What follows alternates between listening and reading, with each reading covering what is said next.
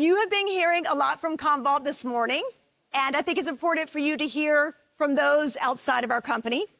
And we invited a high-powered partner panel to speak about what's going on in the broader marketplace. So with today's announcements, we're going to talk about a bird's eye view of what that can mean in an AI landscape.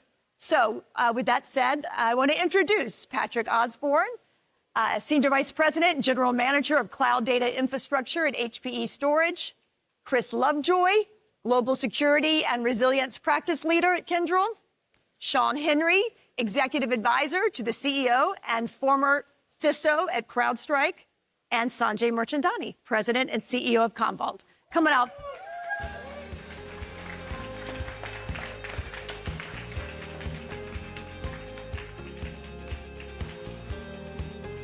Thank you. Thank you. Thank you, guys. Have a seat. Okay, let's jump right in, guys. Patrick, thank you for joining us in Fidelma's absence. Appreciate that. She had some FAA challenges. However, I recently read an interview with Fidelma where she talked about the need to lean into AI, but with guardrails.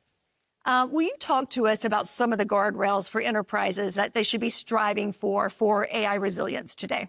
Absolutely. So first off, I just want a big thank you to Sanjay and all the Vaulters out there. We had our 10-year anniversary for HPE last week, and our relationship actually predates that event. So it's been a very strong partnership, and a lot of the folks in the room help us build that together. So thank you very much. Thank you. Yeah, so AI and guardrails. At HPE, we do a number of things with AI. We embed it in our products. We use it all the time. We've been doing it for about a decade. AI, machine learning.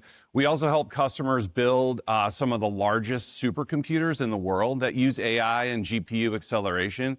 So early on, we did a couple of things. We did an internal and external consortium around ethical AI, right, which is super important in the early stages. And as we started to lean into using AI within HPE and for our products and in service of our customers, we were doing supply chain optimization, improving the customer experience, building things like agentic AI. We really needed to lean in, and so we created an AI executive committee that pulled in not just product development, right? So product developers will always use the new coolest stuff, right? And so this brought in folks from legal, from cyber, from security, from HR, from a number of different product groups and functions, so that we could understand, like, if we're going to lean in, how do we educate ourselves? What models are you using? Are you renting that model? Are you tuning that? Where is it sitting? What data are they using of ours, right? How you can have provenance over that. And even within HPE IT, for example, we partner with Commvault, right, as a technology partner for our own applications on how we're going to go mitigate that, right? So it has to be resilient, it has to be responsible, right? Where's that data going to end up? It's a bit of the Wild West, right? Yeah. And so bringing all those functions in and leaning in and educating ourselves on how to use that, because we're going to use it, right? It's a fantastic opportunity for all of us. But how do you do that in a way that's governable and safe for our customers? Fantastic. Yeah, and your confidence level that the world's ready for this? We will be, yeah, exactly. I mean, we're using it quite a bit in a number of different functions, and you hear these stats getting thrown out. Some recent studies about 90 or 95% of these initiatives fail. So it's really good when you lean in with the cross-functional team to understand what's the mission, what are the use cases, right, at the end of the day, and how are you going to do that responsibly, and how are you going to monitor that and take a look at the outputs in service of, whether it's cost efficiency, freeing up people cycles to work on really impactful work, or, giving customers a really great experience, as you saw from some of these demos here before, which is great. Great. Thank you. Sean, yesterday you scared the bejeebies out of me when we were speaking, and we were talking about the collision of AI and ransomware. Will you tell us a little bit about what you're seeing and how ransomware is being amplified, and how maybe bringing security, identity, and resilience and recovery together can address this? Well, first, as a native New Yorker, I appreciate hearing everybody enjoying their pretzels. So thank you for that. Well, certainly, look, I think about AI in a lot of different ways. the technology from a business perspective, from a security perspective is incredibly valuable. We're going to embrace that and utilize that. There are a lot of guardrails we'll talk about and have talked about. There's a lot more to do. But the adversaries are using AI for a whole host of issues. When we talk about scalability, their ability to do reconnaissance, to craft malware based on identified vulnerabilities on the fly, their ability from a phishing perspective. We've seen adversaries using deepfakes and AI to get hired into companies by using different identities. So the kind of the confluence of the virtual world and the physical world. So that's an incredible challenge. And they're using it to change data. They're using many of their capabilities that threatens the integrity of data, which is why resiliency is so critically important. The second part of your question, repeat to me one more time. By bringing together security, identity, recovery. Got it. So Sanjay and Pranay and others have talked about identity, and we at CrowdStrike said that more than 75 or close to 80% of the breaches that we've seen are based specifically on identities, and the adversaries using their capabilities to breach identities. This whole, when you think about the landscape that we face, and it's disjointed and fractured, and we talked about on-prem and cloud and all of the different identities, VMs and APIs and bots, et cetera, the agentic identities. It's incredibly complex and very, very difficult to manage. What I appreciated hearing this morning from Sanjay and the other speakers was the response is consistent with standard security practices. And I'm talking about even before the internet, from a physical security perspective. There are certain things that are standard, and two of the most important are speed and visibility. And to think about that, how identities are being identified, you have visibility into the totality of your landscape, and you've got the speed to detect and respond to those things. Security is not passive, it's proactive. Again, right. It's being applied. AI is just a new iteration of the threat landscape. It doesn't change how you secure things. There are some variables to it. Security is dynamic, it's not static. So I appreciated hearing Sanjay and the other speakers, because all of that gives me confidence in how people are at least thinking about AI and that emerging threat. And it's really a comprehensive approach from a security perspective to ensure that we remain resilient. Awesome, thank you. Chris, building on Kyndryl's recent readiness report, which is fantastic. If you have not read it yet, we'll certainly make it available on in the app for download. Tell us a little bit. You stated that organizations are re-envisioning resilience in an increasingly fragmented regulatory landscape. How do you see this evolving in the world of AI, maybe even intensifying? And how do you suggest organizations keep up? So I think regulation is evolving as quickly as AI is. Just to take a step back, for those of you who are not in the security field, you may not be thinking about this quite as much as Sean and I do every single day. But go back a few years. Why are we seeing so much regulation? Well, during the COVID period, 90% of the world's corporations introduced new technology, and of those, about 60% of them introduced that technology without security control embedded. So think about that. Massive, massive increase in the attack landscape, as well as a focus on vendors, third-party vendors who are supplying us technology, embedding malware into that technology. So as a result, you see a lot of ransomware, and the regulatory authorities who recognize, gee, this is a problem, are getting involved with regulation. Why regulation? Because there's only 3 reasons why people buy security controls. 1, they've had an incident and they need to repair from it. 2, a senior executive wakes up in the middle of the night and gets worried about security, or has dinner with somebody who tells them my daughter is in security and scares the bejesus out of them. Or 3rd, there's a regulation. So we shouldn't be surprised that following COVID and following the expansion of the attack landscape, we see this profusion of regulation, particularly in the area of resilience, which is recognizing it's gotten beyond us. We cannot protect ourselves against this threat. We have to be able to take the punch and come back. Now, when it comes to AI, this is a really a touchy subject. Now, let's just be realistic. AI is not new. We've been using AI for a very long time. What is new is agentic AI. What is new is how the tools are becoming commercialized and made available to the attackers, increasing the threat landscape for us, et cetera, et cetera. What is happening now is very interesting and is happening in two different ways from a regulatory perspective. One, a lot of nation states, because of the heightened populism and nationalism, are worried about their inability to compete effectively internationally because they don't have AI.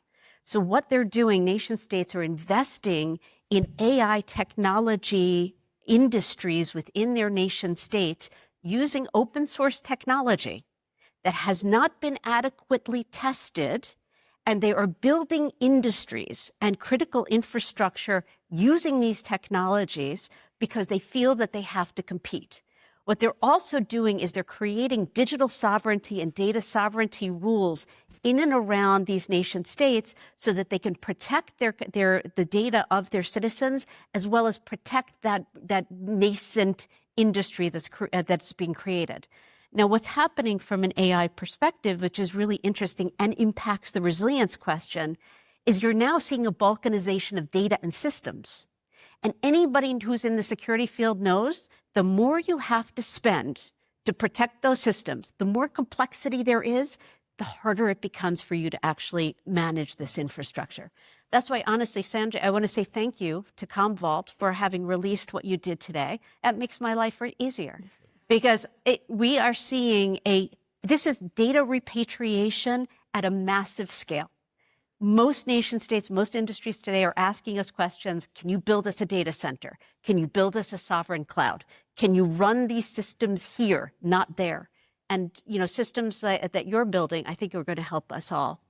If I can add to that, because I think it's really important when you talk about nation states and their investments in AI, I think you also have to look at, they're not just investing from a financial perspective and R&D perspective, they're actually looking to steal it, which makes your agentic environment a huge target and something to have serious consideration about. Absolutely. That adversaries are absolutely developing protocols and have an aggressive plan to steal what you're developing. Because any new technology with there's unbridled enthusiasm around it, and you want to get it out there and you want to try it. You don't want to be left behind.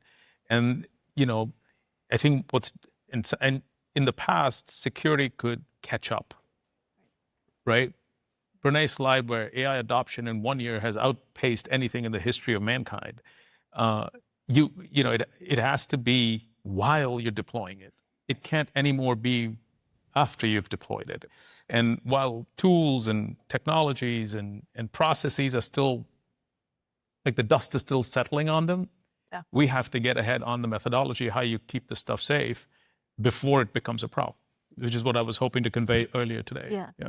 Just one last thing, and I do want to come back to the integration of identity, security, resilience. The one thing I would say is when you're thinking about agentic AI, so polymorphic agents who evolve on their own, the interesting thing from a regulatory perspective is how do you create rules for digital workers? You have to think about them more as people than you think of them as technology assets. And so identity management within this particular, it's incredibly important. Yeah, agree. Sanjay, that was also interesting. It just made me think, I think the crowd would be interested in hearing, how are you thinking about ResOps within the walls of Commvault? I was wondering why you had me up on this panel. I thought I earned my $1 for the morning. Well, I think we have most tech companies have fairly unique characteristics as to how they manage their own IT. It just is. I've worked for tech companies my whole life, and no two tech companies do it the same way. Being a CIO or a CISO or CTO inside a tech company is a very different job than being in a non-tech environment. So it begins with making sure our CIO and CISO are absolutely working together. And that starts with humans, no agents, just humans. So we have them here somewhere. Let me see, raise your hand. Side by side, in fact. So there you go. So I've got who's our CIO, and Bill, who's our CISO, sitting right there together. So when I send an email or a Slack on a topic, it's bi-directional. It goes to both. And that's really important. Culturally, it's really important not to have that segregation, because the processes, the tooling, and the actual ability tends to be separated. We have an additional level of we have another interesting sort of capability where Rajiv, who you saw up here as our Chief Product Officer, if you go to his LinkedIn, he doesn't call himself the Chief Product Officer. He calls himself the Chief Backup Officer. So he actually does the backups for the company.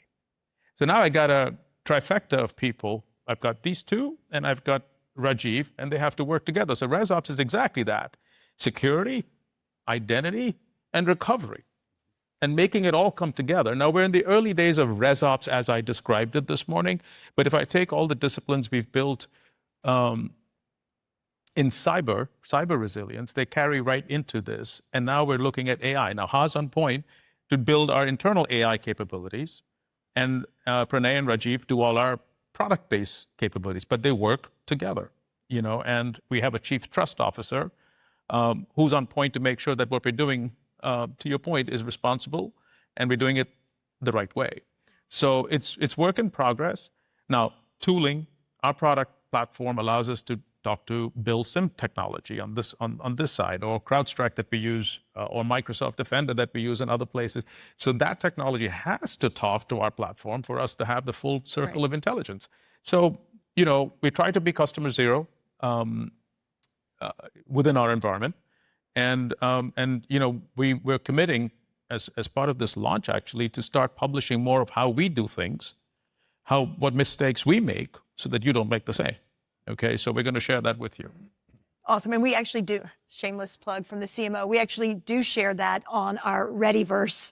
And you can find it on our website. But again, it is aimed to really share the best practices that we see ourselves, and to make sure that we're sharing that responsibly with others.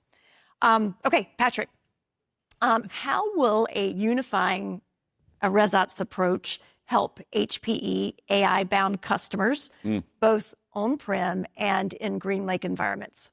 Yeah, so in general, so we're talking about ResOps here. When we started the GreenLake Cloud Platform a number of years ago, it was in service of AI ops in general, right? And now that you've seen AI ops, sustainability ops, FinOps, right? And so the whole premise for us was, how do you manage all these systems and IT systems and applications and workloads at scale with a platform approach? It's very similar to what your team talked about earlier today with the Commvault Cloud Platform. And so for us, shifting left in the development process, things like cyber and security and resiliency at the time of development, right, when you're actually architecting the application, what the service is, et cetera, is super important. And the only way that we can essentially allow our customers to do this at scale, this is, it becomes out of bounds for a human intervention type of feedback loop. And so for us, we introduced AI Ops into the platform. All of our systems have MCP agents, and we can help them create agentic mesh to do a number of things in a number of different categories. And so this ResOps thing, this concept really resonates with me, because when we started the GreenLake Cloud Platform journey, it was all around using AI and machine learning for, to make operations simplified, right? And so now we can take that foundational work we've done for GPU, compute. Obviously, we're bringing in Juniper Mist into our AI Ops platform now that acquisition's been closed, as well as data, right? And so being able to have that platform approach with GreenLake and then partner with Commvault, right? It makes the whole equation automated, right? You get visibility across the estate, whether that's on-prem, in a colo, at the edge, in the public cloud, right? And so This is stuff that's really difficult for the developers to do manually, exception driven. It all has to be automated, building agents that share data and talk to each other in service of, your most mission critical and business critical workloads. So the approach that Commvault's taking and the one that we introduced a number of years ago with GreenLake Cloud Platform is the only way to achieve that scale. We have 50,000 customers on our platform. We're managing close to 5 million infrastructure endpoints with the platform. So the only way you can achieve that scale is through this, through AI ops, ResOps, shifting it left in the development cycle. And we're partnering to help our customers achieve that. Great. Sean, what does ResOps mean for threat intelligence and incident response orchestration? When I think about, I talked earlier about adversaries and the automation of their attack process, the automation of the response process needs to be put into place, starting with, I think, detection first. So maybe partnering with CrowdStrike. Use ransomware as an example. A ransomware attack is detected, and the identities are rotated, credentials are rotated because you want to protect other devices, identities within the estate.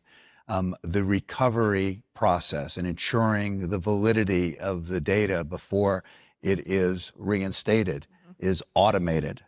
And then the intelligence that you obtain from this particular attack is the TTPs, the tactics and techniques and procedures, the indicators of attack or indicators of compromise. All the intelligence that you learn from this particular attack is put back into the system, and then the detection process takes place again.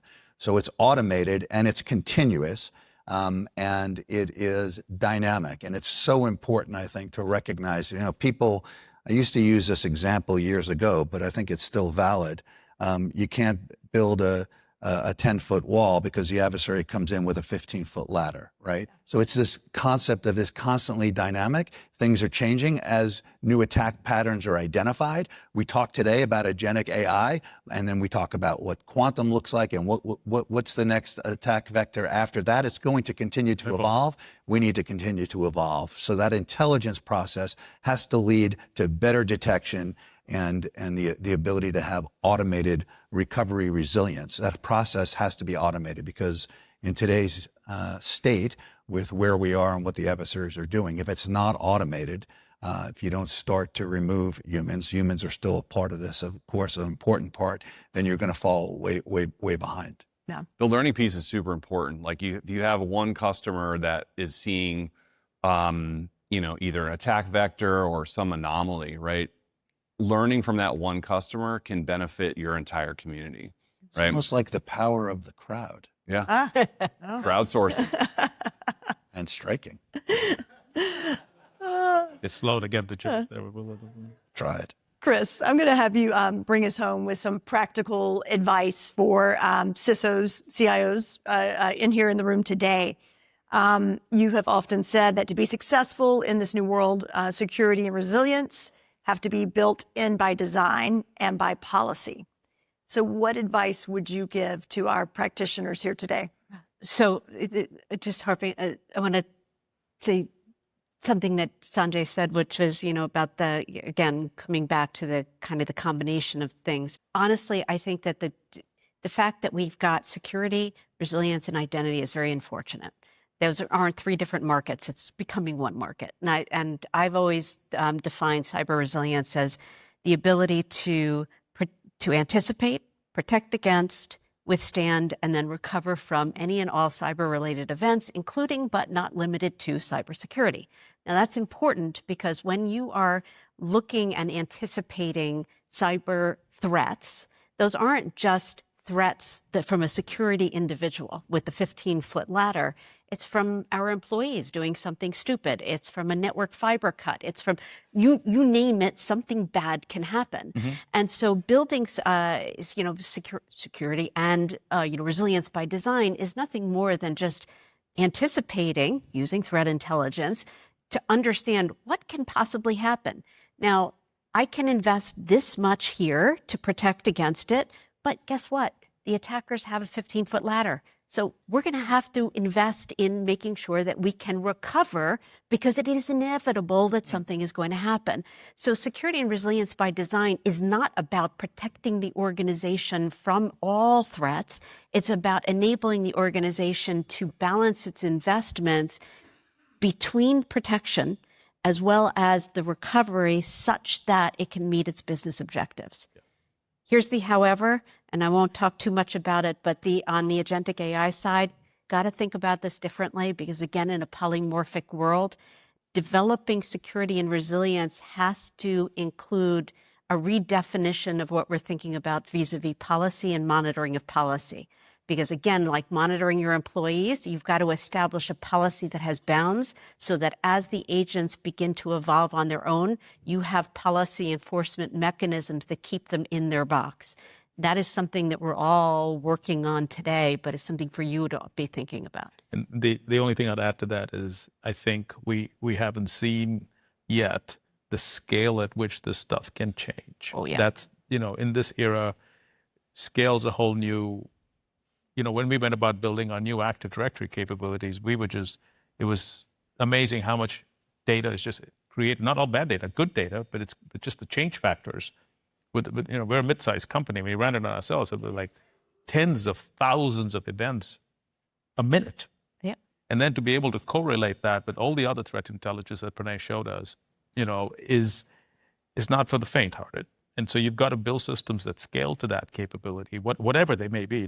I'm not just talking about the platform we've built, but in general, I think the one challenge that people sort of underestimate is the scale at which the management and the operations of this stuff has to evolve.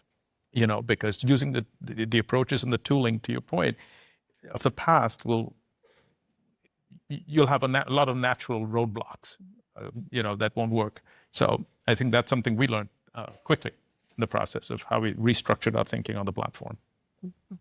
Well, guys, I want to thank you. We are out of time. So thank you, our partners, our friends. Thank you. We appreciate it.